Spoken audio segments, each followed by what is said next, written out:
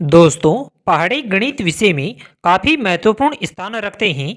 इस कारण से पहाड़ी हमेशा याद होने चाहिए। और आज की इस वीडियो में हम आपको 10 का पहाड़ा याद कराने के लिए आपको 3 तरीके बताएंगे, जिनकी मदद से आप 10 के पहाड़े को अच्छी तरह से याद कर सकते हैं। मगर आगे बढ़ने से पहले अगर आप हमारे चैनल पर नए हो तो कृपया चैनल को सब्सक्राइब करें, ताकि हम इसी तरह की वीडियो समय समय पर और अधिक लेकर आते रहें। दोस्तों, हम वीडियो को शुरू करते हैं और वीडियो के शुरू करते ही आपको बता देते हैं कि नंबर 1 विधि होती है गुणन विधि। यानी गुणन विधि के आधार पर 10 के पहाड़े को याद करना। तो दोस्तों, अगर गुणन विधि की बात करें तो इसके अंदर आपको 10 का पहाड़ा कुछ इस तरह से लिखना होगा और बोलना होगा, जैसे आपको स्क्रीन पर दिखाई दे रहा है। जैसे 10 एकम 10, 10 दुआ 20, 10 तिया 30, 10 चार 40, 10 पाँच 50, 10 छके 60, 10 सात 70, 10 आठ 80, 10 नौ 90, दसम दशा 100। यानी आपको इस तरह से 10 का पहाड़ा बोलना है और इसे याद करना है। तो एक बार जरा फिर से सुने और आप भी हमारे साथ दोहराइए कि 10 एकम 10, 10 दूनी 20, 10 तिया 30, 10 चौके 40, 10 पाँच 50, 10 छिके 60, 10 सात 70, 10 आठ 80, 10 निमे 90, दसम दशा 100। तो इस तरह से आप जब 10 के पहाड़े को याद कर लेंगे तो आप इसे स्पीड के साथ बोल सकते हैं।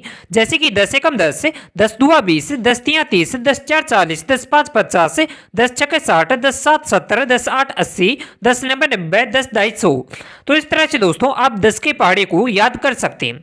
इसके अलावा दोस्तों, नंबर 2 विधि की बात करें तो वह योग विधि होगी। और योग विधि के आधार पर आप 10 के पहाड़े को काफी अधिक सरल तरीके से याद कर सकते हैं। इसके अंदर आपको 10 का पहाड़ा कुछ इस तरह से लिखना होगा, जैसे आपको स्क्रीन पर दिखाई दे रहा है। और इस तरह से बोलना होगा, जैसे कि 10 में जब 0 जोड़ते हैं तो 10 आते हैं, और फिर इन 10 को वापस 10 में जोड़ते हैं तो 20 आते हैं। और इसी तरह से आपको जोड़ते जाना है और 10 का पहाड़ा लिखा जाएगा, यानी लिख चुके होंगे।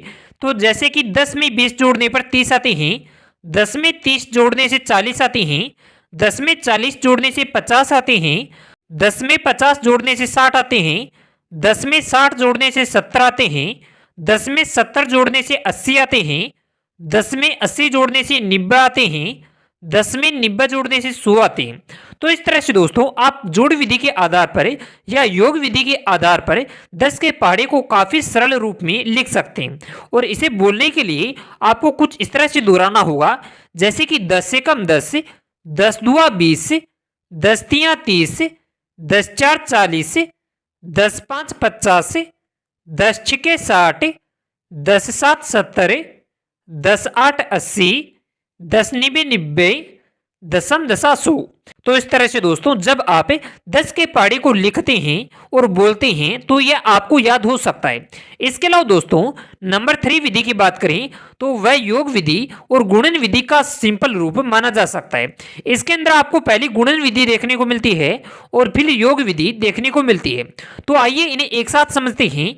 जैसे कि गुणन विधि की बात करें तो इसे कुछ इस तरह से बोलना होगा, जैसे कि 10 एकम 10, 10 दुआ 20, 10 तिया 30, 10 चार 40, 10 पाँच 50, 10 छके 60, 10 सात 70, 10 आठ 80, 10 निमे 90, दसम दशा 100।